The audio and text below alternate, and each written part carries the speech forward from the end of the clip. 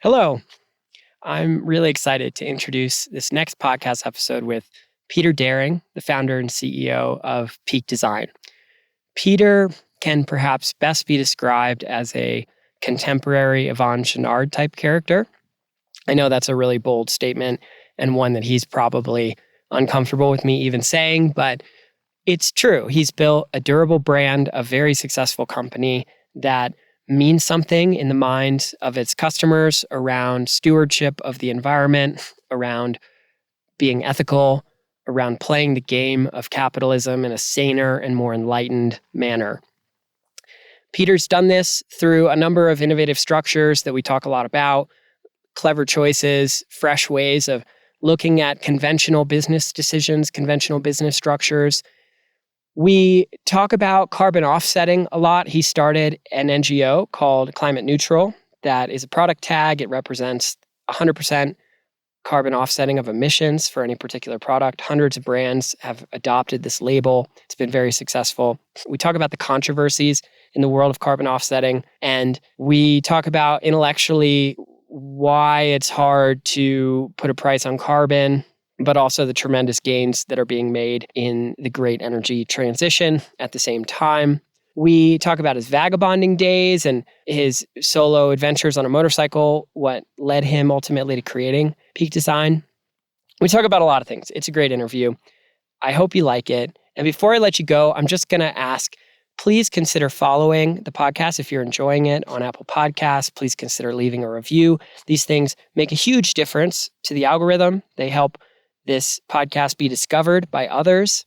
And also, if you have an interest in financially supporting this nascent endeavor of mine, consider purchasing a fine art wall print. I am also an adventure photographer. I have works from all over the world, fine art works. I have them strung up in my house. I think they're beautiful. I think you'll like them as well. They're great gifts. It's a really fun way to support this podcast and also get something in return. So you can find my work via my website, tedhesser.com, or via my Instagram handle. There's a link in my bio. Or you can search Fine Art America, Ted Hesser, Fine Art America, Ted Hesser, and you'll find my shop where I've got some of my best works, different framing options. You can see it all right there. Check it out. Great way to support the podcast. And with that, I will leave you to the episode. Cheers.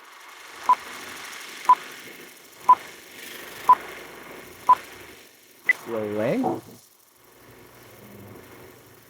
Rolling and rolling. Hooray.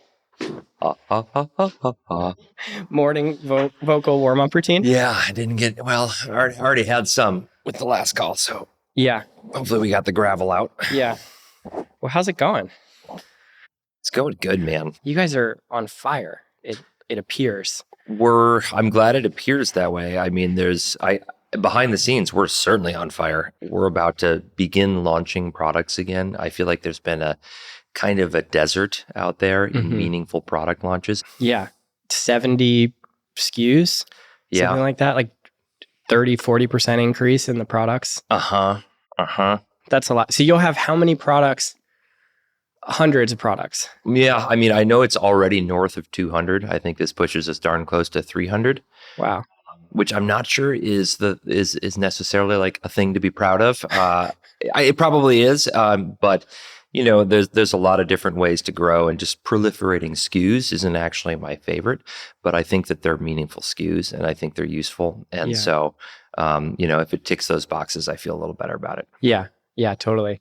Well, I should welcome us here to the show. Please do. It's an honor to be here with you at Peak Design HQ. Welcome to HQ. We're in the dog patch, kind of overlooking San Francisco. Very hip office space that you've established here. You've been here for like 10 plus years? I've actually been here for 14. 14 years. Yeah, Peak Design, I mean, was launched to the public in 2011, but in 2010, I was already in this building working in the space. It was a shared working space called Patchworks. Yeah.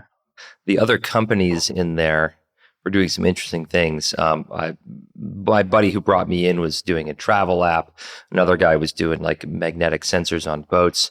There was a group of 6 mechanical electrical engineers from Stanford doing how do I describe high-end dildos, I suppose, is what they were, adding their mechatronics expertise to the adult pleasure industry. They saw a market opportunity. They did. Are they still around? I think they are. It's no longer their main business. They did, though. I feel like they moved the industry forward, and then the competition was like, oh, we can apply sensor technologies and pattern recognition and all that stuff. So they kind of pioneered that, but they didn't. That's the niche no one's talking about. Yes, I know.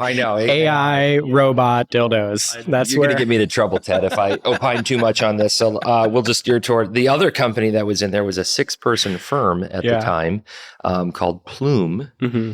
And they were in the business of curing smoking of all its ills. They wanted to take all the harmful aspects of smoke, like emphysema and cancer. Juul, yeah. Yeah, it was Juul. It would become Juul, rather, but it was just a 6-person company at the time. And I distinctly remember telling Adam, one of the 2 co-founders, like, hey, man, I think you're going to win the Nobel Prize for healthcare.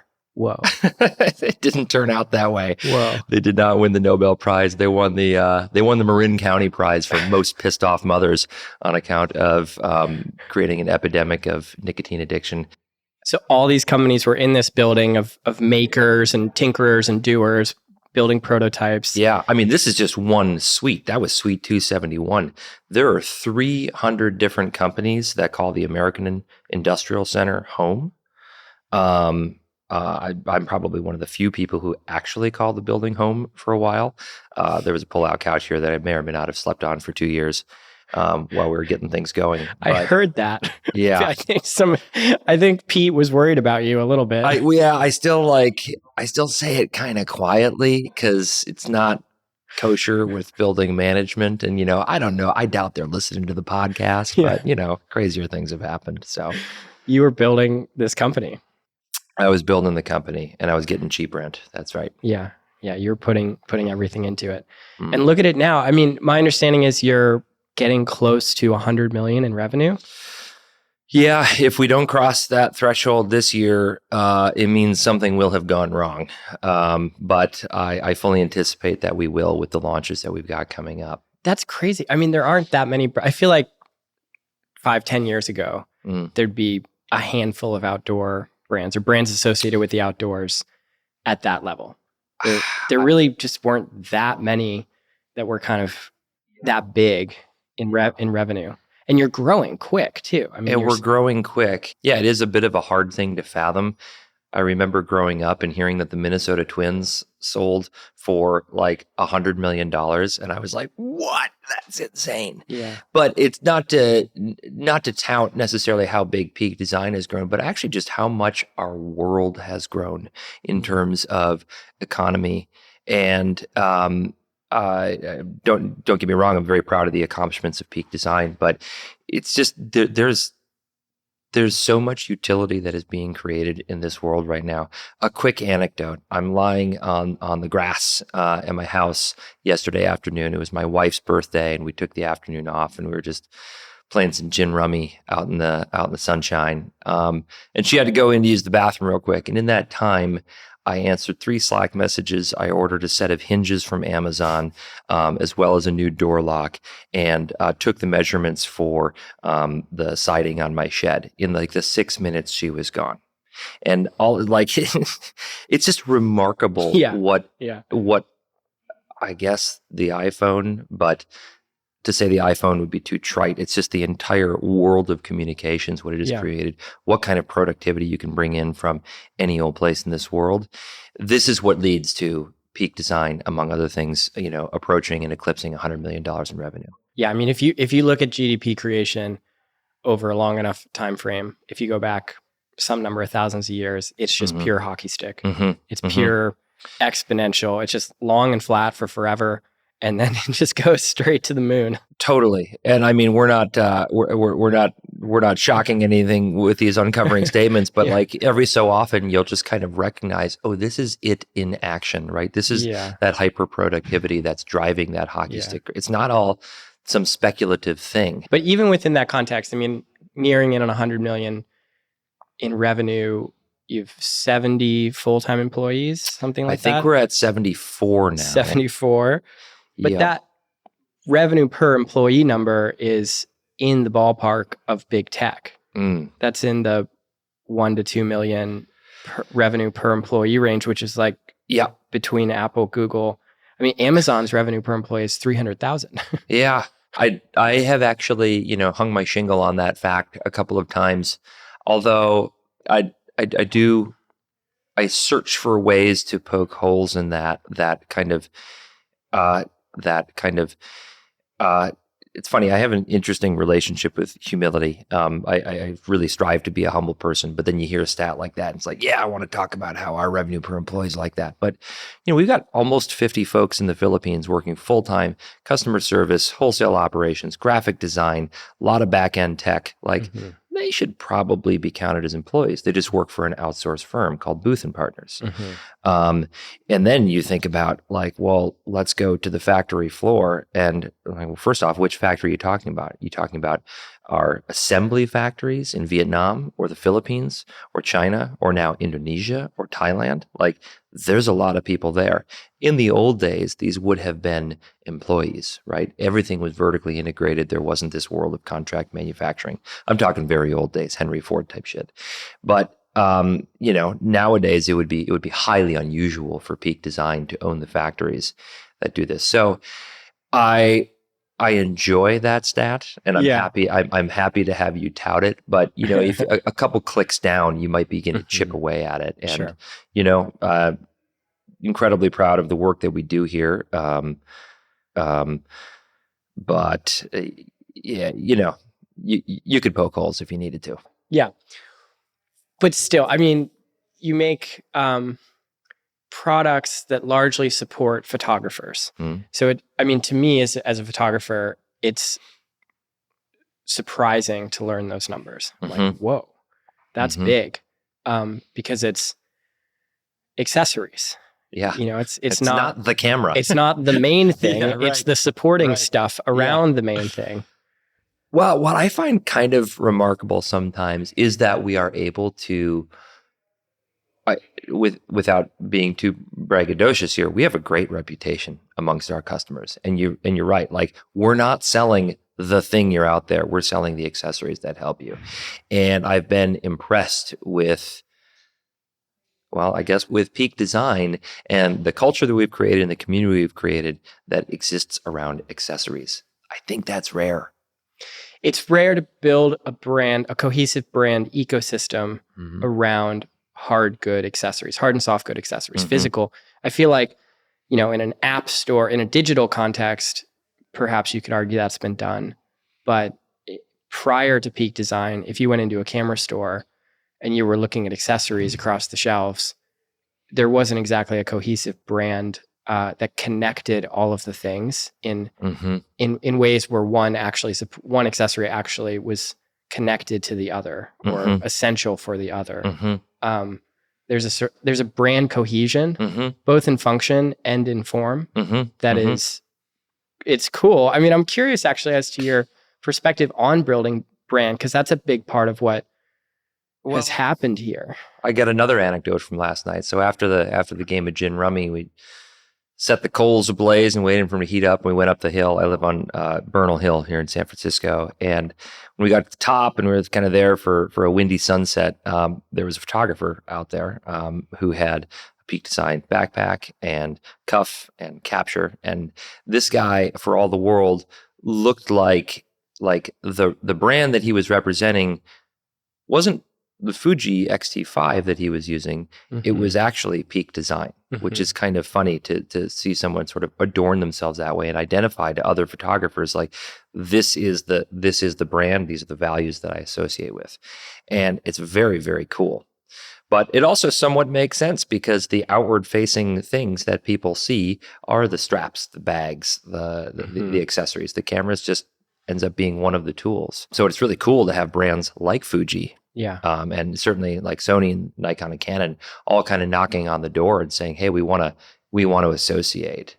What are those values in your mind? Like when you see that, what do you think that person is? What's the archetype that person's projecting? Well, I certainly know what I want them to feel.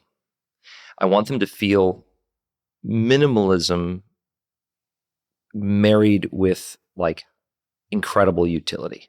If you can pack utility into something and make it look beautiful, that is the best way to kind of describe what I want out of Peak Design products. And then there's an elegance to the aesthetic that both kind of calls into something classical and as timeless, I think, as can be, but modern. Again, it's kind of another marriage of adjectives you could kind of ball up and put together and find in a Peak Design product. And it's sometimes a little bit difficult to put into words. I think Lawrence, our head of brand, has done a really good job of doing that with our brand guidelines. We make things that are delightful and radical and thoughtful. You really can see those words manifest in the products we make. Yeah. Okay, the other part of this story that I find incredible as a story of entrepreneurship. I mean, you took no outside capital. You've grown this thing without dilution of any sort. You've sort of crowdfunded it through Kickstarter many times, through many product launches. Maybe I think it's $36 million in. That's what I've been told. I believe it. in crowdfunding efforts around particular product launches.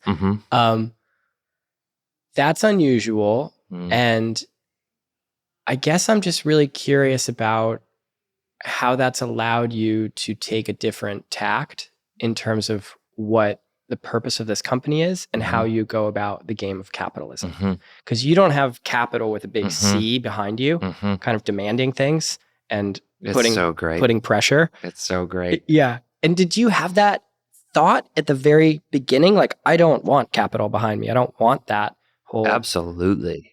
I mean, in fact, I would describe that as kind of the core tenets of why I got into business in the first place. The primary motivation was to not have a boss and just to be able to do things as I wanted to. And I think that, you could also say I kind of got into it naively, but when I was starting Peak Design, I had my own savings and I intended that to carry me quite a long ways. But then I encountered, I didn't have much. I had I think about $18,000 in savings from my first 4 years of work.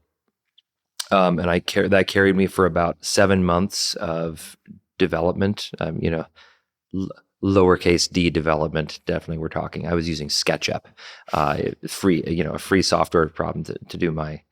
Compared to what I see looking around now, like we've got 3D printers and little components everywhere, people iterating on everything. Definitely lower D development, and living, but living pretty darn cheaply, even though I was in San Francisco.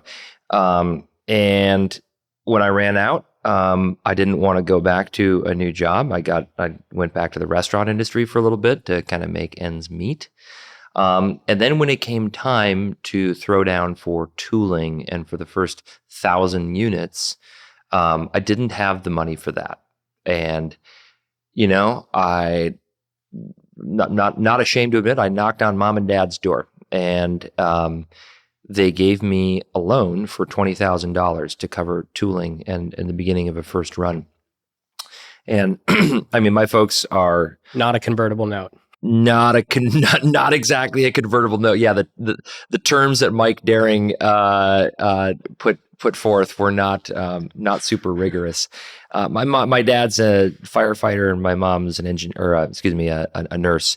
And they were just like, "Of course, honey, we'll help you out if we can." So I think my dad's always been extremely frugal as a person. Never made a bunch of money, but has always had a little acorn squirreled away, and so he was able to do that.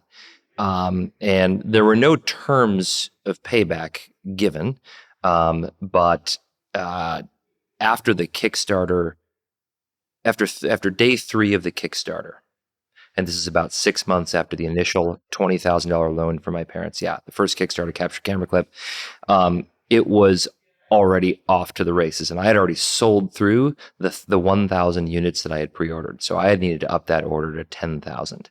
And so I said, hey, mom and dad, this one's a bit more of a sure bet. I've already got, 90,000 in pre-sales right now. I just need 30 grand more to get to the end of this Kickstarter. So you needed to manufacture these. Yeah, I needed to manufacture more. I was already manufacturing them, needed to manufacture more. They said, well, that one's a little trickier. I think they actually went out and got a home equity loan to get that next 30 grand.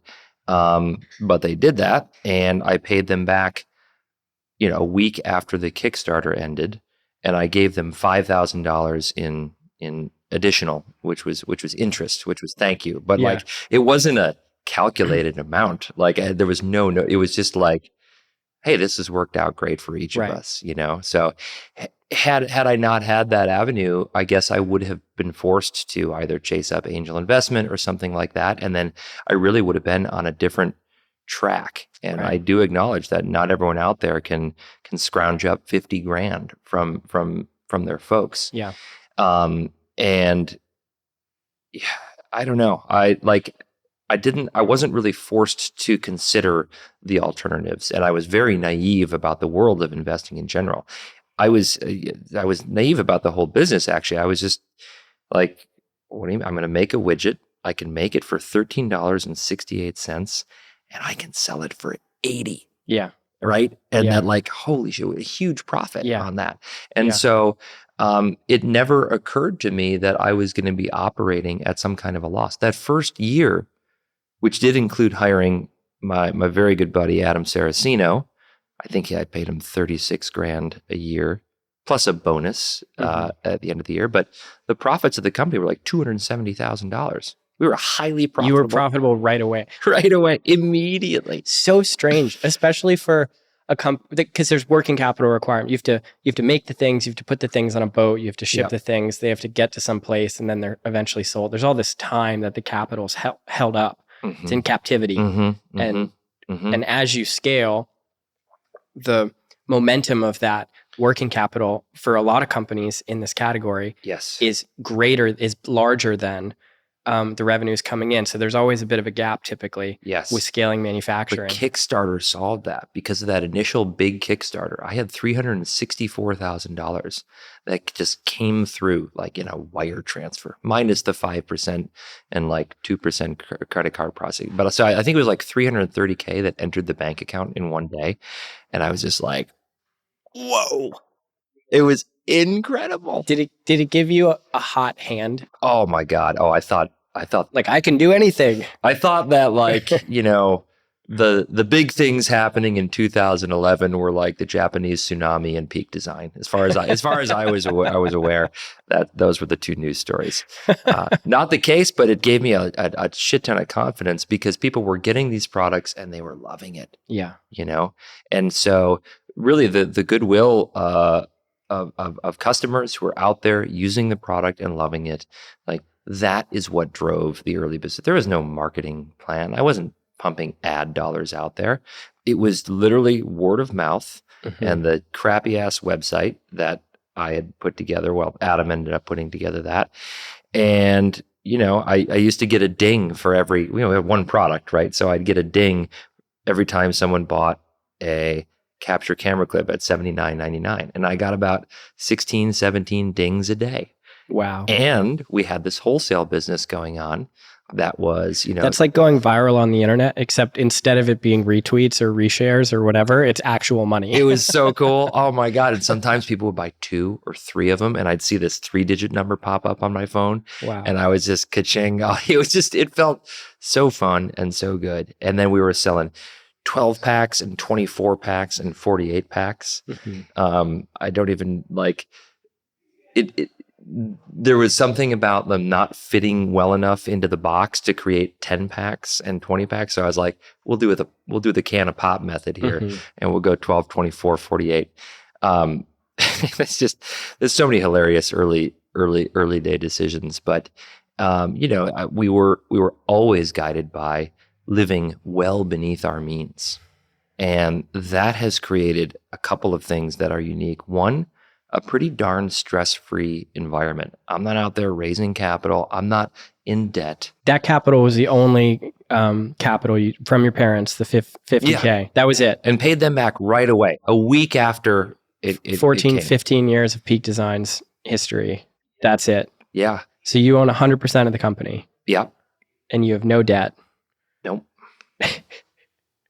And you're growing at like 20+% per year. No, we're growing at like, actually our growth has been, I think this year it actually probably, yeah, I guess last year was 20% or something like that. And this year might be a bit bigger than that. We've actually though had, some slower years where growth has been even negative after COVID and like 10%. So it's not as, like I would love to get, it's now a stated goal.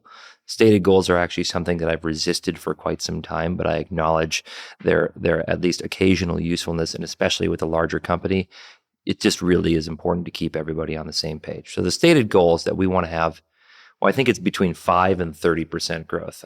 I can't predict when the launches are going to come with enough precision, but my ideal scenario would be that Peak Design grows at about 13 or 14% every year into perpetuity.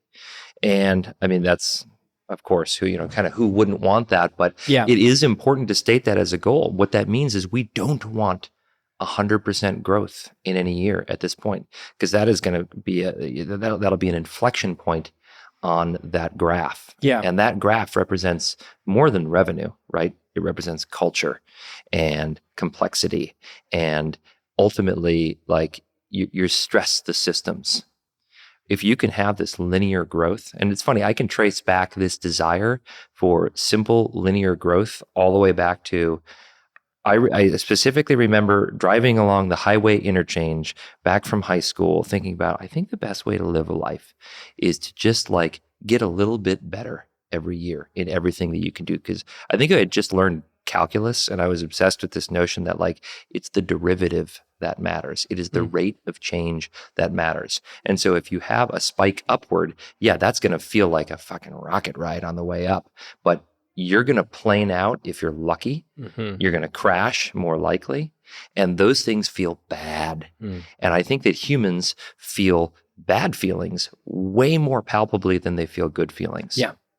And so I've just, to incrementally be better every year is something that I think is really worth striving for in companies and in life.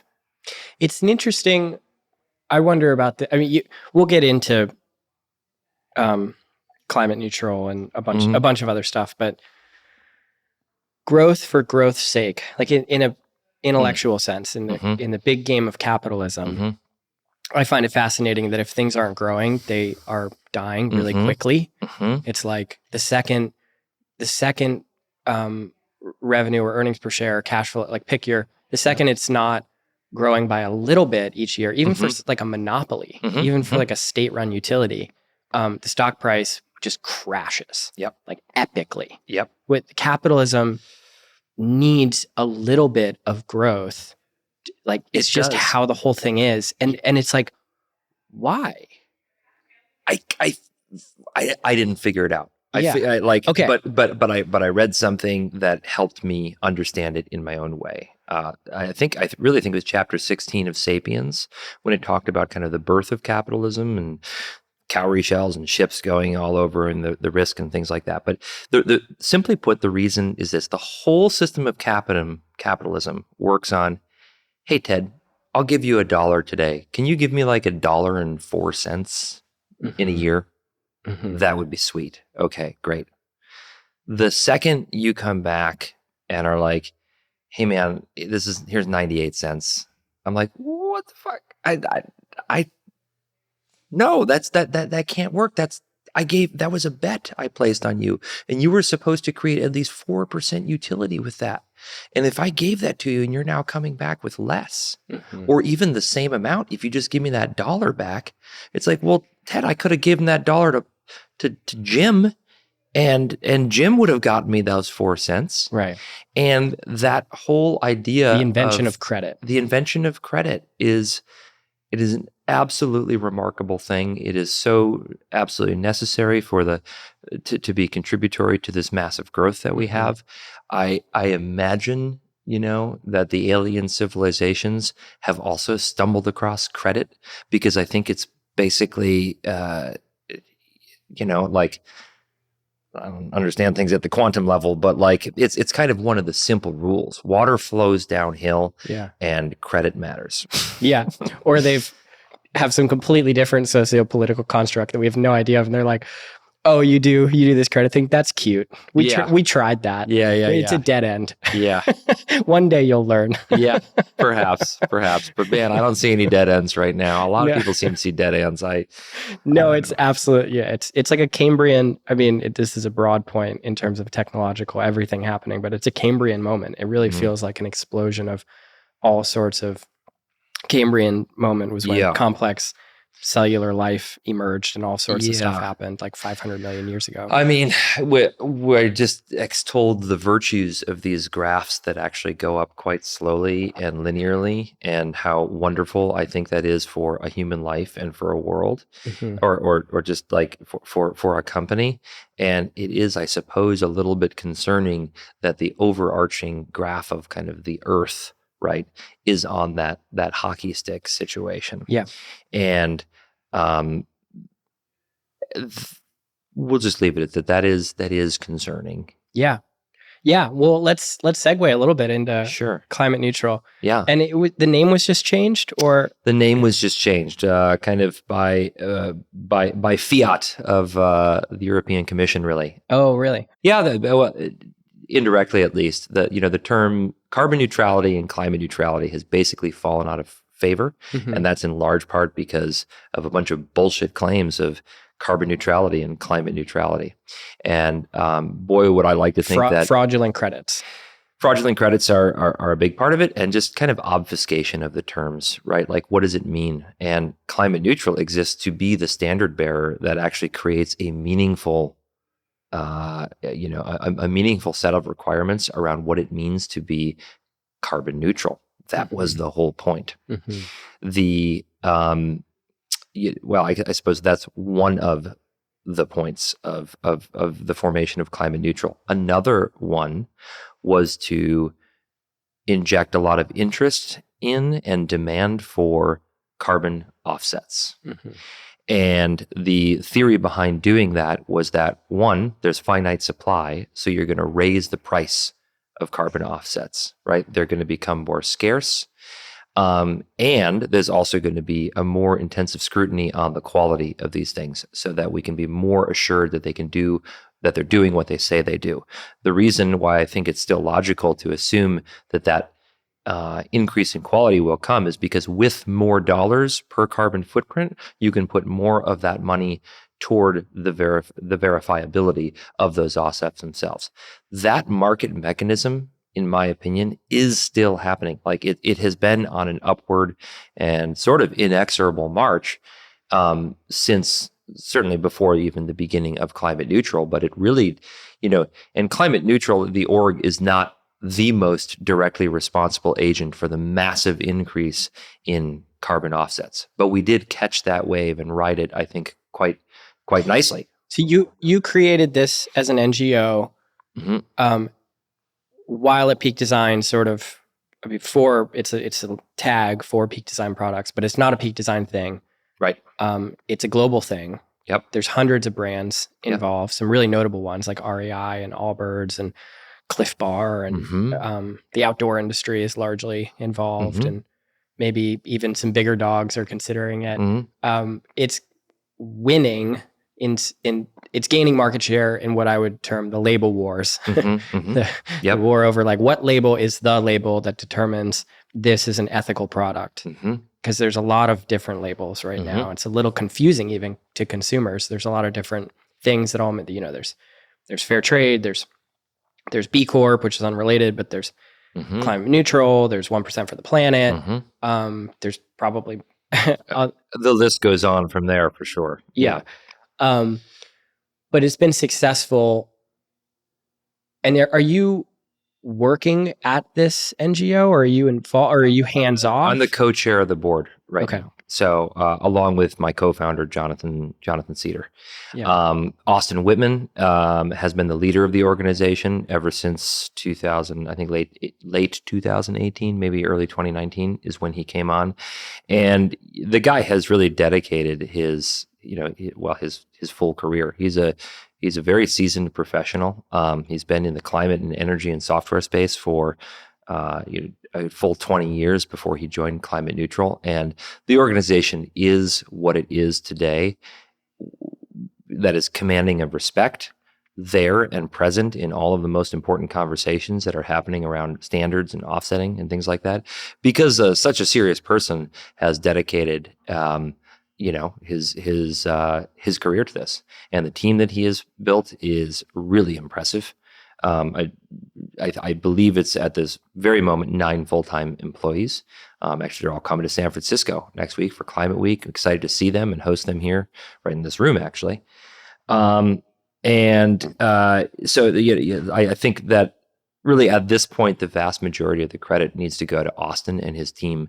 The idea for Climate Neutral came certainly from my experience running Peak Design and encountering. The progression is, the first thing we did is we joined 1% for the Planet. And that was at the urging of my dear friend and our head of CSR, Annie Nyborg. I had never heard of the organization. I had a vague kind of notion that I want Peak Design to be on the right side of history about things.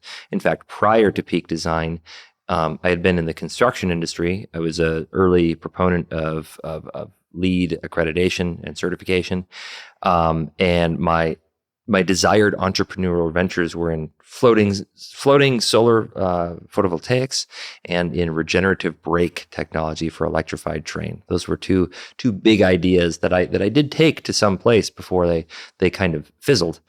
I just stayed at a friend's house last night who's doing floating solar PV. Amazing. Actually, for no way. White Really? Pine Renewables. God, that's awesome. Yeah, he's made a full business out of it. I absolutely love it. Mostly in the Central Valley, anyway. Very cool. Yeah. Is he doing like the rice? He's got different. Yeah. Anyway. I remain like really thrilled about all the climate entrepreneurship that's happening right now. My wife, she's a partner at a VC firm called Better Ventures. They do climate, healthcare, and education. It's just so cool now to see a massive industry around climate. Over $1 trillion a year invested last year, according to Bloomberg New Energy Finance. Astonishing. A trillion. Astonishing. I think it was like 1.1 trillion. And I'm sure we'll get into my optimism about climate and about this world. I know it competes a little bit with that crazy ass graph that we've got going on right now, but suffice it to say, for Climate Neutral, it was getting into that. And so now here's Peak Design, this camera accessories business, and it wasn't immediately clear to me how we would kind of join the energy revolution or anything like that. After a business trip to Vietnam in 2017, I had looked at 1 month's supply of our raw materials that were going into our bags. And it took up like this massive wall of a warehouse. And I was like, what? That's just 1 month? And just to see it all there in one place. And this is when we're a third of the size that we are now. It was astonishing. It's like, okay, well, we're officially part of the problem now. And I had a obvious recognition that what all of those materials, the fabrics and the foams and the plastic parts and the metal parts, like all of them represented a little bit of raw material that has been highly transformed by various forms of energy, which generally speaking was a result of burning some fossil fuels, the carbon footprint. But I had no idea what our carbon footprint was. And I started Googling, measure your carbon footprint, San Francisco, just kind of like I did to start Peak Design in the first place. I Googled Bay Area die casting. So this time I Googled basically Bay Area carbon accounting and came to a firm called 3 Degrees, who both develops carbon offset projects. They and sell carbon offsets as well. And then they additionally, they had just bought a kind of a measurement firm.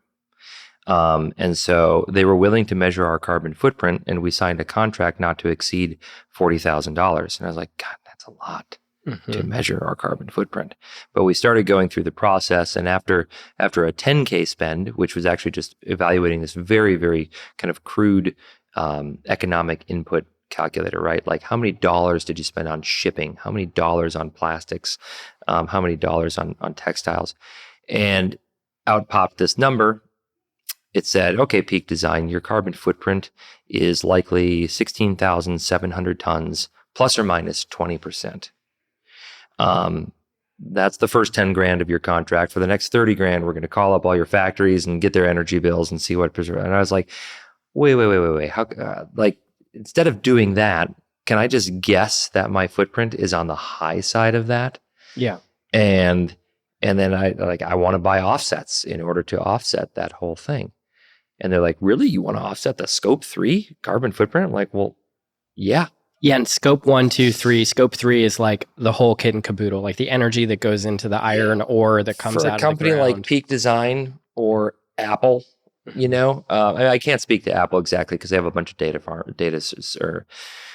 centers and things like that. But for companies that make products like ours, 98% of our carbon footprint is scope 3. And the SEC just eliminated scope 3. Yeah, the only one that matters. Yeah, like 80+% of what matters within formal stock quarterly publications, 10Qs and things of that nature, they do not have to include. Well, and that's because scope 3. And the reason is because companies like Peak Design, or even much, much bigger than Peak Design, are effectively powerless to clean up that footprint right now, right? Like, we're talking about 10, 20, and 30-year energy infrastructure projects that need to happen, not just in one place overseas, but all over, right? Yeah. I mean, we're talking about the world decarbonizing. That's what the decarbonization of scope 3 is. Right. And I'm aware of that. And I want that to happen at the fastest rate possible.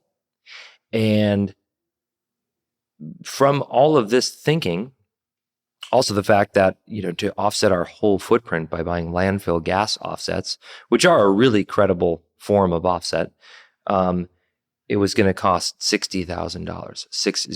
So it was going to cost 40 grand to measure it and 60 grand to offset the carbon. It's so crazy how relatively, I'm always a little baffled by this, how cheap, like, you were offsetting the entire company's history of emissions at that point. I don't know how many years in you were, but many years in. Yep. So yeah, for $60,000, you're completely offsetting scope 3, all of it.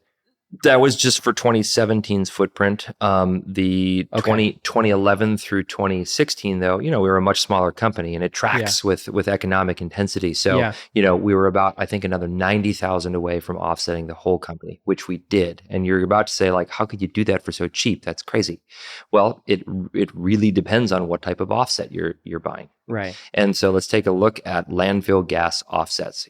I'll try to explain it pretty simply. All landfills have anaerobic digestion.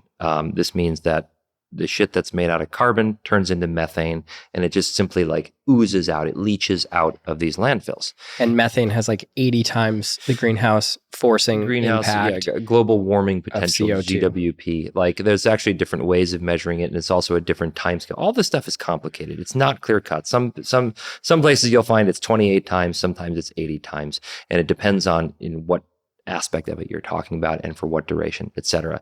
But we know it's bad. And actually the carbon offset takes it on the 28 times measurement. Yeah. They at every turn, these carbon offsets, they're aware of the scrutiny that's there. And the methodologies that have been developed for these for a long time are very intentionally conservative with all sorts of like, hey, we expect this like 50% of this forest is going to go up in flame, and so they'll have reserve areas. So the desire to mitigate the gotchas has been there since the carbon offset was first theorized in the 90s. But in the case of landfill gas, the reason it can be so cheap, first off, it's worth noting that in the United States, the vast majority of landfills, those that are over a certain size as measured by surface area, are required by the EPA to be capped. And that means basically a tarp put on top and earth on top of that tarp. And then there needs to be a network of pipes that collects the methane. Okay, so that's required for most landfills. However, there are about 2,000 landfills in the United States that aren't large enough to be governed by that EPA requirement. And so those ones specifically then open themselves up for a carbon offset to exist. Now, granted, that is just like, should that exist? Should the EPA just say all landfills need to be capped? Yeah, maybe, but there's probably a set of reasons why people, didn't force that upon these generally smaller, more rural municipalities. And so the carbon offsets mechanism comes in, and suddenly you've got a way where Peak Design, a company that makes camera gizmos from all over the world and sells them all over the world, can pay for a portion of a landfill cap in South Carolina. And we absolutely know the rate of decomposition of these organic materials. We know the approximate composition, like how much organic matter shows up in a municipal landfill near Greenville, South Carolina. Yeah. That's a known quantity. So you know how much methane you're preventing from going up into the air, and you know the cost that it takes to put a tarp on top of a landfill and collect the pipes. Plenty of data about that. So the carbon offset developer, they know that multiplying by 28 for every ton of methane saved, that's a ton of CO2 equivalent. And they know that, for instance, this project in South Carolina costs about $800,000 to build. And the way that it nets out with the total carbon savings over time, they were producing this offset for about $1.30 per ton of CO2e. I'm a construction guy from my background. All of that made pretty good sense to me. And I was paying $3 a ton, which is called retail. And that's fine. It's okay that there are middle people involved, and that eventually to buy these things at retail, it was going to be $3 a ton. Everybody makes money. The methane gets trapped or actually converted into electricity in the case of the South Carolina one. And I'm like, oh man, this is a beautiful mechanism. This is just letting economics do its thing. The thing that's unique about it is that I, as a company, I am not required by law to take care of my carbon emissions, especially my scope 3 ones, but I want to. And the reason I want to is because I want my customers to know that we give a shit. And moreover, of course, who wouldn't want to be seen as doing right, but I want to do right in the right way, in the way that we need to do it. Yeah. And so I think of all the ways that Peak Design impacts the environment. One of them is raw material extraction, right? We are taking minerals and petrochemicals out of the earth and we are transforming them into products. But are we running out of those petrochemicals or those minerals to make aluminum or the other materials we use? No, we're actually not. We have no existential threat to humanity on account of the extraction of those things from the earth. Certainly there are elements like water usage and chemicals and things like that we use. The way we handle that is we utilize a company called Blue Sign to make sure that our materials are as clean as they can be. Yeah. But all of this collectively essentially becomes climate neutral. To the thing that goes on the product to symbolize to the customer. Yeah. That we've done the whole kit and caboodle here. Yes. Is that tag. Right. Well, I'm actually describing, this is a little bit circuitous, and I hope I haven't lost the whole damn crowd here. But you can worry about raw material extraction, or you can worry about the local facilities, or you can worry about the fact that one day your stuff's going to end up in a landfill, right? Because that's where the Peak Design products are not recyclable. Mm-hmm. That's ridiculous. No, nor are iPods or tripod. These things are not recyclable, and they're not going to be recyclable. Yeah, we can stop there by and large. But landfill's actually not a problem. We're not running out of landfills. You go up in an airplane, do you see all landfill? No, you don't. But what we do have a problem with is the carbon. So I wanted every dollar that we could afford to spend on philanthropy or doing right by the world to go into chipping away at this carbon problem. So that is why Climate Neutral formed. Yeah. Yeah. And now there's hundreds of other brands involved. Indeed. And you are clearly quite involved in this whole space, this offsets. involuntary markets, Mhm. involuntary carbon markets, Mhm. or Voluntary. sorry, voluntary. Yes. And there's controversies. I mean, I think Delta Airlines is getting sued for $1 billion for advertising Carbon neutrality. carbon neutrality Mm-hmm. for purchasing offsets related to a rainforest that was in no jeopardy of being cut down, or that's the allegation. Yep. There's been some pretty large controversies around offsets, because people are like, okay, I have a theory that the whole thing here is tricky because counterfactuals lurk everywhere. That sounds really overly No, you're right. wordy, but it things that would have happened had you not have done X is an incredibly difficult, often non-physical or non-concrete thing to put a price on or a contract around. Energy efficiency financing is very similar. There's a lot of things that are really similar. And anytime you have counterfactuals as the fundamental thing that the market is based on, it's a recipe for corruption. Correct. It's like maintenance on Russian tanks. Yeah. It's like, was the maintenance done? It's hard to verify, and would this have happened to that tank had this maintenance not have been? It's just, you can't really decipher after the fact, and so corruption leaks in. Yes. And so how to resolve that at scale, and the methane thing is fairly concrete and doesn't suffer from the problem of additionality. You can see why I got enamored by the landfill gas offset is because of its concreteness. The gas is real. It's a real gas that's going up, and it is trapped and put into a power plant. So it is not counterfactual. Right. But the forest stuff, planting trees or not cutting down trees or things of that nature, which is a huge component of the voluntary markets, is rife with counterfactual dynamics. No doubt. What to do? Yeah, I mean, I hope you don't expect me to refute that, because I can't.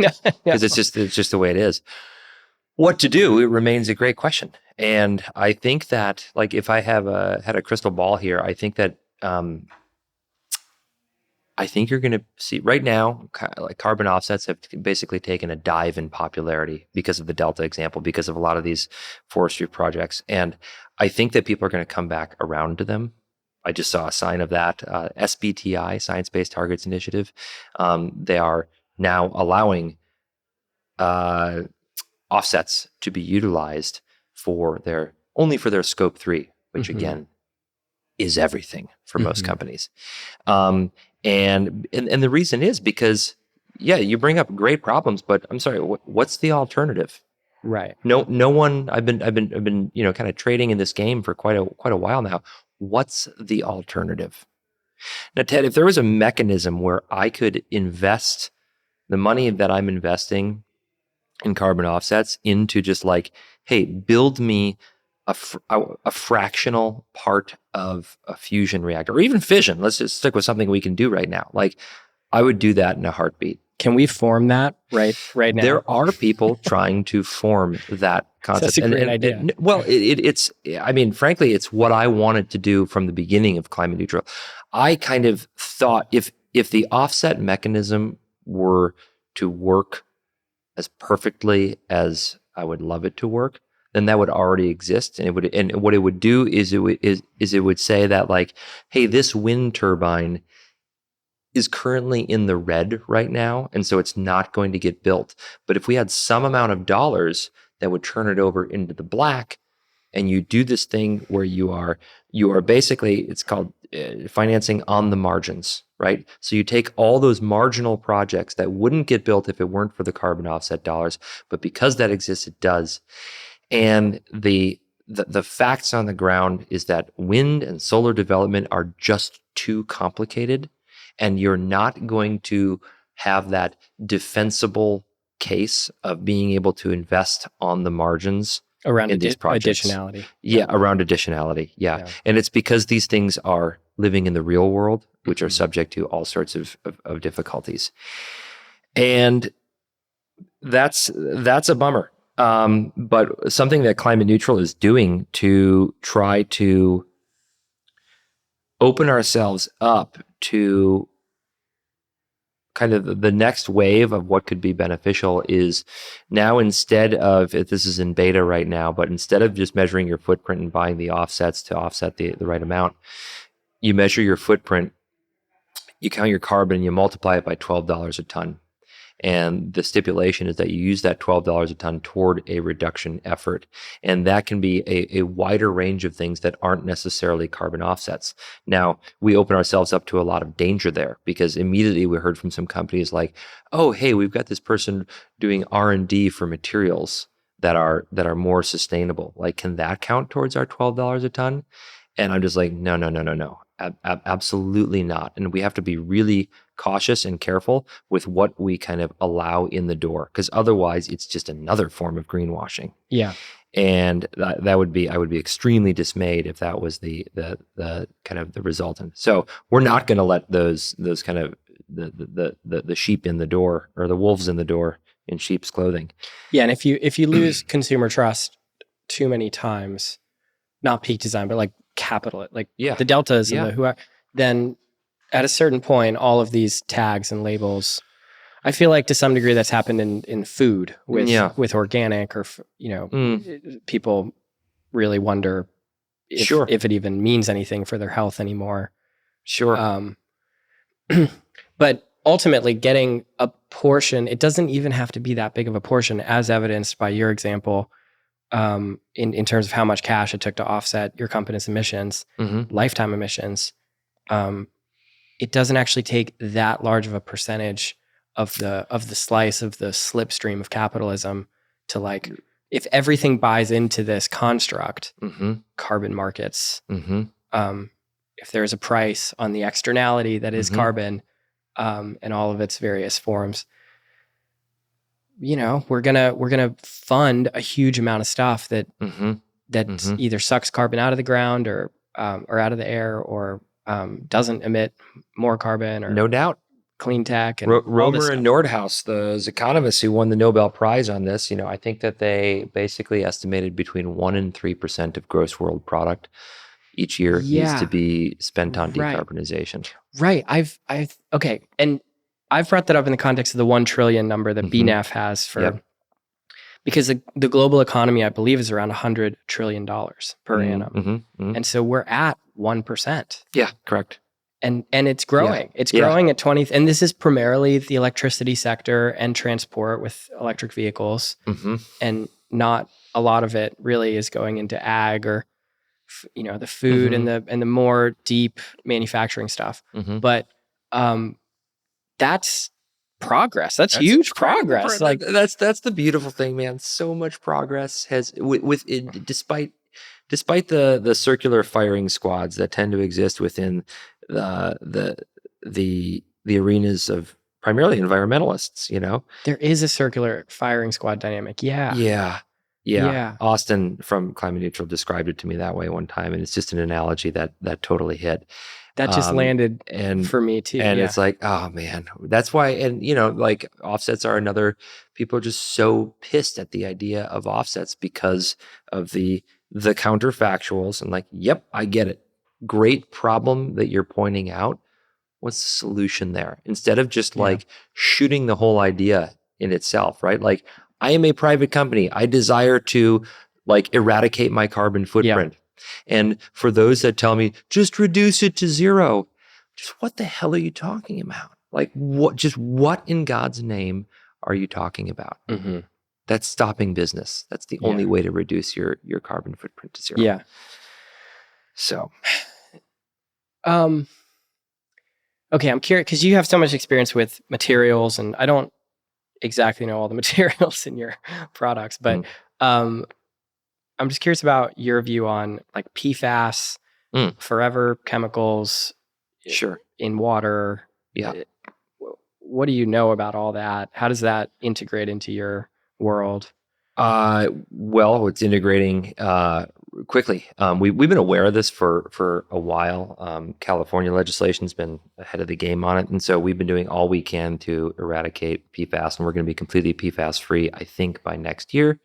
And this just comes from basically waterproofing for us. I mean, there's lots of different ways these chemicals get involved, but DWR waterproofing is something that the outdoor industry has been utilizing for a long time. It's everywhere. And I just put it in the category of, let me think of another thing. I guess like the aerosols of the 1980s. It's like, oh, society found out that these things are bad.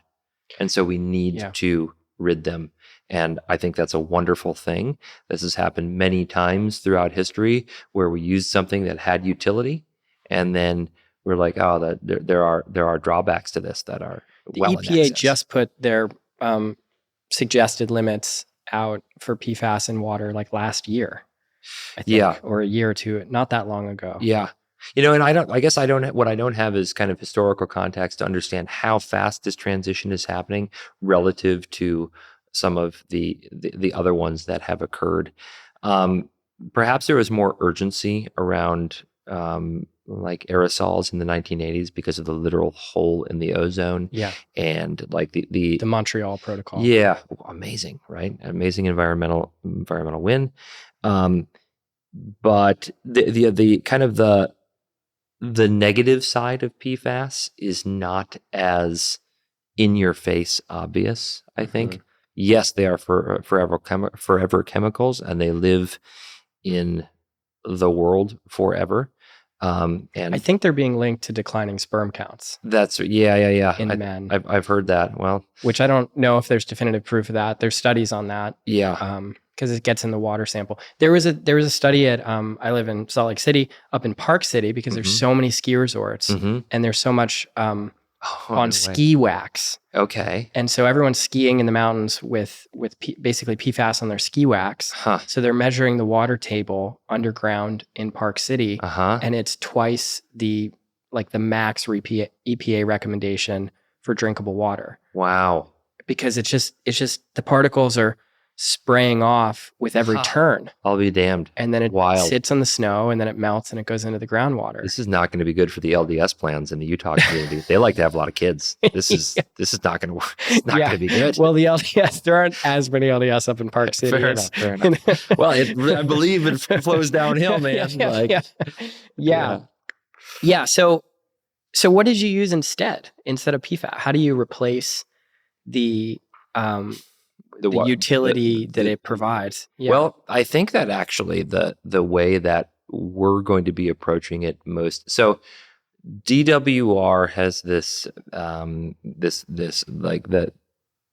It makes water bead on the surface, right? And it just makes the appearance of it. It's like, oh wow, that's clearly waterproof, and it's really cool. These really hydrophobic particles that are on there, but so much of the waterproofing actually happens with the membranes of coatings that are not PFAs, such as polyurethanes and polycarbonate coatings and things like that. So more reliance on those, which aren't going to give you that incredible kind of beading effect that we have there.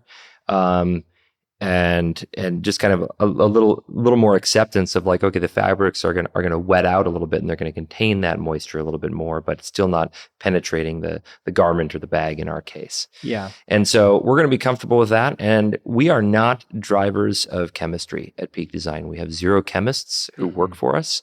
And so we are waiting for the industry, who's working very hard on producing the great, the next great substitute for that. Some sort of synth bio creation that totally mimics a petroleum based.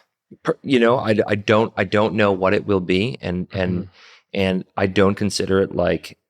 There's a lot of things that I do consider important for Peak to be on the very cutting edge of. We just need to be on the cutting edge of getting them the hell out of our products. Yeah. Well, it'll be really interesting in the rest of the outdoor industry with just how necessary. It's a lot of these companies sell rain jackets basically at the end of the day, and that's their bread and butter. And those are going to rely on. we're going to figure it out. I still say the rain jackets I work, but that you want to keep the rain out, put something rubber on. You go to the Scandinavian countries and all their rain jackets are basically, I mean, not rubber, but polyurethane jackets that are impervious. Right. So I don't know. This doesn't strike me as a problem that is unsolvable. Yeah. Okay. Back to Peak Design and your growth, and you've got a lot of products coming out. At what point do you sort of step out from Peak Design as a company supporting cameras and camera ecosystem? Well, Ted, we already have. You just didn't notice, and that's great. Because we want our serious and hardcore photographers to not lose sight of the fact that we care about that technical art, and like that we're here to provide the best in class gear for that customer. But we have been opening ourselves up for years now to customers that don't own a camera at all. Yeah. And so you look at the travel line, the vast majority of those products. Yeah. So you don't see it. You don't think of it that way. What are your next upcoming products? Where are you going, to the extent that you want to share? I always want to share. Yeah. I do want to share, mostly because I want to prevent people from buying a competitor's product before we get there. But we've got next up, we've got a wireless charge. So we've developed an architecture for phones we call SlimLink. It's a connection mechanism, and one of the primary use cases for that is motorcycles. Mm-hmm. Nearly everybody out who rides really depends on their phone for navigation, communication, music, that sort of thing. And we make the best mount out there.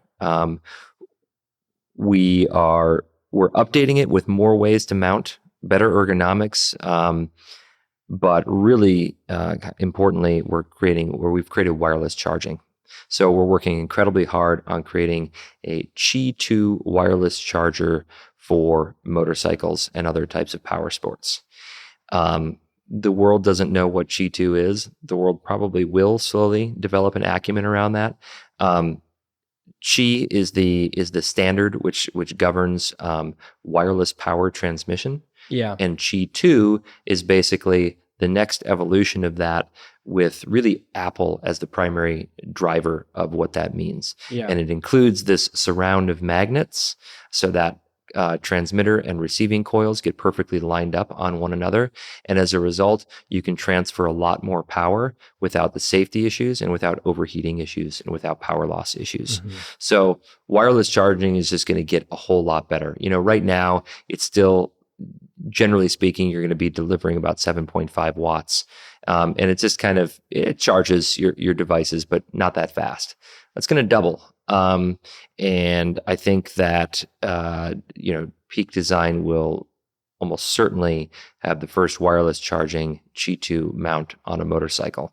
Mm. But what I'm actually thrilled about is launching to a whole new market and zeroing in on motorcyclists. We already make the best motorcycle mount, but the vast majority of motorcyclists don't know that we exist. Yeah. And I've been riding motorcycles since I was 22. And motorcycling is freedom. It is so thrilling, as is cycling and mountain biking. I love all of these sports, but you were motorcycling around the world prior to founding Peak Design. Yeah, you were vagabonding. I was vagabonding and gathering inspiration. There's something about a long motorcycle trip that just there are times when you're just focused on the road and it's like playing an adventure sport, or like skiing or something like that. And then there are times when you're just you're in a meditative state because you've got a long stretch and you can think about things. And so certainly that's contributed to a lot of my kind of more wandering creative type thinking throughout the years. I found your writings on Tumblr, like your old, oh, no way. Your old blogs. Oh, wow. From those years. It's epic. It's like gonzo reporting, it's like Jack Kerouac on the road, every Jack Kerouac on the road meets Midwestern cheese ball. Yeah. Who's trying Every- too hard. every little interaction, every person you meet, Oh my rich God. descriptive language around the How'd you find that? circumstance. I'm curious. I reached out to Purple Oh, no way. Okay. and had a chat. They're aware, huh? And they were Our aware. PR guys. Yeah, and they were like, read this, check this out. Read this. Don't make fun of me sensitive. No, I'm not sensitive about it. But you're like in Hong Kong, maybe you go into Shenzhen. I mean, this is like one of your first ones. And I don't think you've even had the peak design idea yet, but you're just trying to find a bag for your travels. Yeah. And you're going through this hectic multi-story Chungking shopping. mansions. Yeah, in Kowloon. Yeah. And you're trying to find a bag and you're writing, it's dawning on you, the economics. It's clear that you're like, well, this only costs this here. And sure, it might be a knockoff, but also it's exactly the same. Right. And you're kind of like starting to piece together the way the puzzle works of making things and the whole global supply chain. Yeah. You can kind of see it emerge through the writings, Mm-hmm. which is kind of fun. Mm-hmm. The backpack I settled on was a knockoff, of course, and the brand was Diesel. And what's hilarious is I could probably go back to that same place now and find a Peak Design knockoff. Yeah. How cool is that? Yeah. Yeah. Is the knockoff game like, how do you feel about that? Because clearly Peak Design is doing well and people are trying to replicate it all over the world. I couldn't feel, I feel like I would be missing something if I were like mad about it. Now, are we going to fight it? Yes, absolutely. We're going to use the law. We're going to use copyright, trademark, all these protections, intellectual property. Like it has its place. But like when something becomes a knockoff and when it's not is a very gray area. It is simply a way of the world. And as someone who, I just bought a new blower for my backyard and it's the same color as Makita and it uses Makita batteries, but I didn't buy the Makita one because that was twice as expensive. And in terms of a blower, it's a pretty simple mechanism. It's just one motor. I don't care much about variable speed and things like that. I was comfortable buying the knockoff. People should have that same freedom and flexibility when it comes to many of the other products. Oh, and if you think the carbon footprint of the knockoff and the Makita is sizably different, you're wrong. It's not. That does change if the quality of that knockoff blower is such that it's going to fall apart in 2 years. Buy it nice or buy it twice, right? And certain things. I always used to say, I worked in a retail environment when I was young at a Mountaineer. I would always say that to people. The one. If you don't buy nice, you're going to buy twice. It's like the greatest sales line. I heard it only like 2 years ago. Really? I'm like, how did I get this far? My grandfather used to say that. I heard my grandfather say that. It's a grandfather quote. And it absolutely applies to Peak Design. But, I also like, I'm not some incredible purist on this in this arena. Well, maybe I am in terms of getting utility. I still have clothes that I bought at an H&M in 2007. Like they're still in my repertoire. They're actually not falling apart. They're still usable. A lot of it has to do with how, especially kind of in the world that we operate in. Does it retain cachet? I mean, the looks of it are really important, but a lot of the reason why people buy a Peak Design thing is because they want to be associated with the brand. That does mean quality and longevity. And funny enough, like through all this talk about carbon footprinting, if you have a product that you use for 5 years versus one that you use for 10 years, like that's, or rather 1 year versus 10 years, that's a 10-fold increase or decrease really in the carbon intensity of that 10-year product. That's the number one way that Peak Design can really help the environment, making better products. Wow. And to defend the brand. And to defend the brand, really, the funny thing is like, it's a little bit of it is the betterness of the products, but actually so much of it is what the products mean out there in the world. Yeah. And that is something that's been a fun kind of philosophical realization to encounter over the years of kind of meditating about what the hell is a brand, and what does it all mean. But it's also something that is it's durable. It's not, it's not impervious to blemish. Like it is something that we could screw up, but it is also really quite durable. So here's this is like the tennis ball game. I'm going to throw a tennis ball. I'm going to throw a bunch of tennis balls. You can only catch one, basically. Okay. All right. Is the idea. So I'm going to name some brands, and you're just going to say the first attribute. Oh, wow. That pops into your head. Like, what does it mean? What does that brand mean to you? Because it could mean a lot of things, meaning it could be a lot of different tennis balls. Yeah. But like, you can only catch one. Yep. Okay. Nike. I'm going to say bold, actually. Yeah. Patagonia. Pure. MasterCard.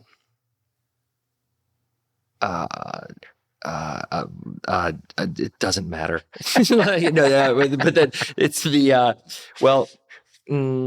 second fiddle. We'll call it that. Disney.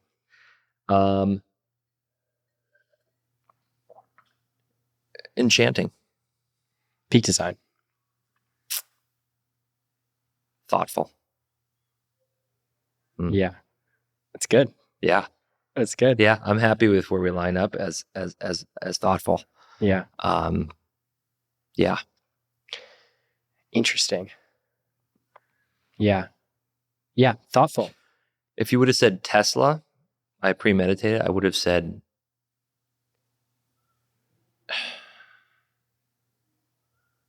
difficult. Yeah, I stayed away.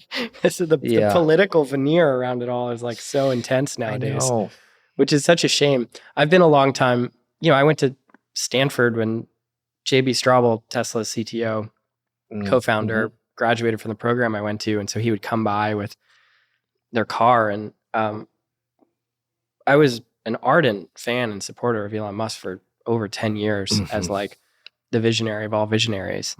And it's just been fascinating to see how it's all turned.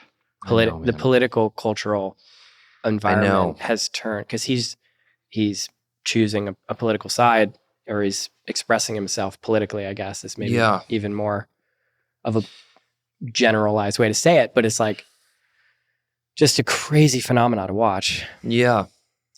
And it's not to say that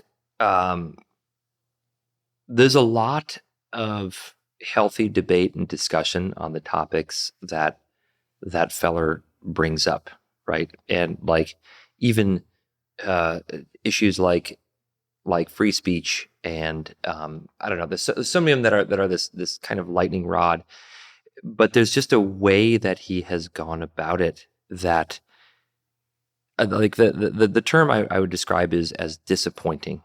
Like such an incredibly bold visionary leader has amassed such incredible power. And if he played his cards well, he could be useful in bridging the divide that exists between us. Not accentuating it. He could, yet not accentuating it. Yeah. And like, this is the thing that I'm so disappointed about. Like, he gets it on climate change. He gets it on all matters of engineering, right? He's obviously no dummy, quite the opposite. But I don't know about like his kind of social acumen. His like, he's clearly very, very influential from a socio-political standpoint. And it's just like, it feels like he missed the opportunity to be a helpful bridge. And it kind of shocks me. How could someone so intelligent miss that opportunity so much? Like, and I understand the guy feels maligned by the media, right? And like the conspiracy of the left-wing mainstream media, which like media has been on the left for a long time. And I say that as someone who is, always been sympathetic to many left causes, not all of them, like I actually ceased being a registered Democrat. I really I want to be an independent thinker, and I think that's really important. But just such a missed opportunity. Yeah, totally. Yeah. It's just got fear seems to be an underpinning. The emotion that the rhetoric creates in the mind of somebody absorbing it is fear. And that is so divisive. Yeah. And it could be love, or it could be compassion. Yes. And that's like that's a tale as old as Star Wars, or any feudalism, kings and queens, and all any story. The story of humanity is that story. Yeah. It's the most fundamental story. Yeah. What side are you? What do you? The old Native American tale of like, what wolf do you feed? Like, there's two wolves, and they're fighting, and the child asking the grandfather, like, which wolf's gonna win? He's all scared. And the grandfather's like, whichever wolf you feed. And like, that's wow, never heard that. That's wow, very interesting. Yeah. So in that that's what's disappointing to me about it as well. And at the same time, I still think he's the visionary of all visionaries. I'm like, infatuated with his what he and his companies do, what they actually do. The advances that they're making are my God, man, I was incredible. I was backcountry camping up in Trinity Alps. If you've never been there, I haven't. Get up to Trinity. Stunning set of mountains. And me and my buddy Nick, we take our packs off, and it's like, we're been a long day. It's like 10:30, and we look up in the sky, and there's these like dots all next to each other, stars, right, moving right in line with one another. And it was a Starlink deployment, and I had enough knowledge of the system to like know that this is the only thing that we could possibly be seeing, and it was just earth shattering. Right. That like, oh my God, this line of satellites that I can see. And it was also like, wait a second, this is going to fuck up the night sky. They disperse, and they actually have great protocols for being able to hide. But upon deployment, they really shoot out in a line there. I've seen that. It's just like, oh my God, I can't believe it. I saw it once randomly in Vegas, and it was the craziest thing. And I didn't really know what it was at first. Yeah. But I saw it shoot across the night sky at some altitude, and then some minutes later, shoot across the night sky at what was clearly a higher altitude, but a completely different trajectory. So it had already, I guess, gone around the Earth. And it was like, so crazy. Yeah. Hundreds of them. Now, the guy obviously is not only a visionary, but like can muster the very intelligent, motivated people to make really, truly amazing, world-changing things happen. Right. But you're right. There are effectively two paths that you can take. You can lead with fear, or you can lead with love. Yeah. And I actually was really optimistic that he was in the love camp. And like I say, it's just disappointing. There's actually a segue that I think about when I think about love and that as an instrument. I'm a massive fan of the band My Morning Jacket. Yeah. Do you know My Morning Jacket at all? Yeah. Okay. Well, Jim James is the leader of that band, and he's a really beautiful artist. And to say that they lead with a message of love is very much an undersell. And they're playing Bottle Rock this May, kind of Memorial Day weekend, and one of our longest term employees, Jen Howell, is getting married that same weekend. So I can't be there, and Pearl Jam was going to be there. It was going to be amazing, but oh well. A couple months later, after that was announced, they announced they're doing a residency at the Fillmore. 4 nights at the Fillmore, My Morning Jacket. First place I ever saw them back in 2006. They're going to be coming back. So I am stoked about this. I get in my head that I got to finally write Jim James that letter that I've been kind of clinking around in my head for a while. So I write this thing. It's way too long. It's way too flowery. It's way too like, I have no idea how to be cool in this context. I'm just decimated by that.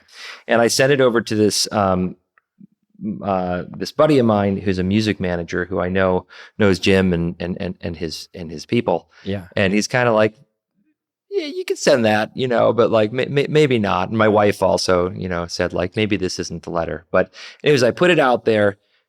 My buddy Jordan knows that I'm super interested in this. The long story short is he gets wind that they're looking for a location to do a merch pop-up during their residency. No way. Yeah. And we happen to have a beautiful flagship store just a few blocks away from the Fillmore. And so the deal is not inked yet. We're still waiting on MMJ's management to come back, but I believe we're the front runner to do this merch pop-up. And also the guy from Merch Collective was like, hey, we should do some branded gear together. Oh my. And so like all of a sudden this has gone from like, can you imagine? Like, I mean, I'm a massive fan of this. It's so cool. It's so incredible. Isn't it wild just how, like, you had this idea, you created this company, you worked super hard at it, but like, it is its own thing. It has its own energy, its own attractive, forces. Mm-hmm. And it's interacting in the world. Yes. And you're interacting with the world. And things just happen that it's like, would 20 years ago, Peter, like imagine that could, you could be here today with that kind of scenario. I think this might illustrate it. I'm building a new shed for myself, a bike shed down at street level. And I actually took the time to measure everything out, the existing conditions, put it into SketchUp, and like kind of every board, every nail I had designed. And now that I'm, 2 weeks into the project, just kind of chipping away at it after work and stuff like that, it's just completely different because the things that you encounter, the things that you do, they just change and they move around. And so I have kind of long been a proponent at Peak about like, hey, these 3-year, 5-year, 10-year plans, I don't think that's a good idea. Yeah. Because shit changes so quickly and you Right. never know what opportunities are going to come out. And I really think of creating this company and this brand as more like weaving a tapestry, and you're not going to know how that next stitch is going to look until you put the previous one in. This is your canvas. This is an artistic expression. That's right. It is. And you're also playing with the levers of like, what is, like, you have innovative employee compensation plans. You're doing innovative stuff on climate, carbon neutrality.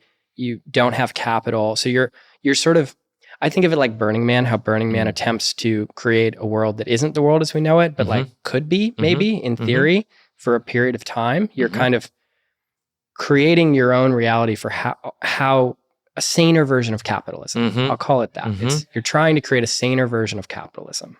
Well, what I think we're trying to do is kind of funny. So how we approach product design as well is we're looking for problems and real problems, and we're specifically trying to avoid things that are like, maybe that's not such a big problem, right? Like, so we're using many of the core tenets of capitalism, banking, and like we have a line of credit that exists out there, and pay bans, and now we have a corporate level. Like, we have a lot of things, a lot of the building blocks that have been put before us. But when we encounter things that represent problems, like the idea of, you mentioned the innovative compensation type plans. I didn't want to pursue a traditional, RSU program or something like that, because I knew that there was going to be a lot of paperwork and red tape involved in setting up these structures. I got to pay now a bunch of people who are lawyers and different types of accountants and investment firms, and it's just like, ick. That's got nothing to do with creating the brand that we've got. What I want to do is incentivize my employees to stick around and to work appropriately hard when the job needs it. And so you've got to create the feeling of ownership, and you've got to create the economic reward of ownership. But if you can somehow avoid all the rigmarole and red tape involved in creating the other side of that, that would be awesome. And from there, so how do you do that? Well, in our case, the mechanism that we're creating for long-term incentive is used to be called our Phantom Stock program. It's now our Deferred Compensation program. Basically, what it allows you to do is take any amount of money, up to 75% of your salary with Peak, and say, I'm going to let this ride on the company. Okay? And what that means is there's a valuation that's driven by our revenue and our profit, some kind of combination of those two things. And you get the chance to let it ride for the next 3 years. And on 3 years in, if the company has grown in terms of revenue or profit, you get not only the money that you initially deferred, but you get any sort of investment earnings. And the really cool thing about this is that in case the company goes down in value in terms of revenue and profit at that time, it's protected. So you can't lose any money on on that, except for, of course, the opportunity to spend that money elsewhere in that time. And these are one of just a number of ways that we're allowing employees to have choice in kind of like, hey, how much skin can I put in the game right now? Right? If you're trying to buy a house immediately or something like that, you might need all of the cash at one point versus being able to save up for another point. So just like that, it requires a little bit of creativity because that's not something that's commonly done out there. But I think that it's something that, is not that difficult to arrive at if you really put yourself in the shoes of the employee who's trying to, kind of manage all aspects of their personal life. And they're going to want freedom and flexibility, and they're going to want the ability to also throw in with the company and try to make it be a more profitable or larger company, and then see the reward for that. And you do an annual bonus that you divide evenly. Yep. That's a little unusual as well. Yeah, the profit share is something that instead of it going proportionate to dollar amount or experience in the company or something like that, it's going the same amount to everyone. And I want to be clear, that's not like a life-changing amount of money. It's between the I think $8,000 and probably $15,000 a year. But I still think that there are ways and reasons and times to be sort of egalitarian to all the employees, and then there are times to really drill down and compensate some of the serious movers and shakers who are massively important to growing the business. And not many people have left. No, very, very few. That is undoubtedly a key to a great business. And it's common when I look around for a lot of these other kind of forever businesses. And I think it does have something to do with the fact that I have no intention of selling Peak Design. And a lot of churn ends up happening around when companies transact. And companies usually, the traditional method is either some form of venture capital, and then it gets spun off to various forms of growth equity or private equity, and then out to the public markets. And at each one of those situations, there are these liquidity events, and people get paid out, and people, kind of move around and jostle. And it seems super disruptive. I've never been a part of that myself, but it seems incredibly disruptive. And what I wanted was for the ability for people to reap the rewards of Peak Design along the way without that jostle occurring. So we don't need liquidity events. It's a measure of when did you start here? Okay, at 5 years, there's a certain payout that happens, and business keeps on going. And we invite people to level up and stick around for more. People must reach out to you, investment funds, trying to buy some portion, trying to have you incentivize you with a wealth event to take some chips off the table. Yes, that is the common expression. Just take a few chips off the table. Man, I got chips off the table. I've got a house in San Francisco, right? I went on a house with my parents back in Minneapolis to say thank you for, and so those are a few chips that are off the table, and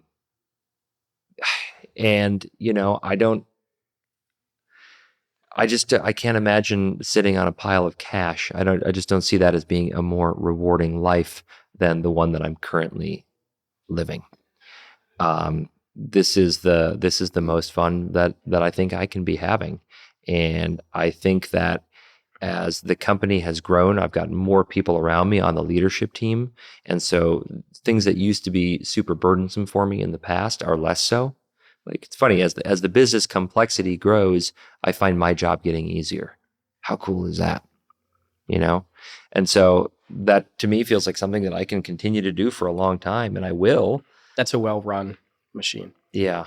I've heard it said, not that I've spent time around like the Bezoses but I've heard it said from people who have that they're not getting calls and emails to like resolve this problem or that problem. Right. The machine that they've built is an incredibly sophisticated process-oriented machine. Yeah. And, they make decisions at pre-scheduled times. Yeah. Around pre-scheduled things. Yeah. And it all is moving in that way. I mean, it's absolutely moving that way. We're not perfect on that, but it's the stated goals, and we're absolutely driving toward it. And it is pretty rare at this point that anyone's calling me to know what to do about a thing, because generally speaking, I'm going to go, I don't know. Did you talk to Dave? He knows more about it than I do. That's why I hired him. That's right. That's right. Well, Peter, thanks for making time to doing this. Yeah. I'm really excited to see the next line of products coming out, the adventure backpack, the motorcycle charging dock, many more. I'm sure it's going to be a big year for Peak Design. We'll also mention the adventure bags, the roller bags coming out, the bigger line of tripods. It's all happening. Yeah. Can't wait. Thanks so much for hopping on the pod. My man. Thanks, Ted. Yeah. Appreciate it, brother. Yeah.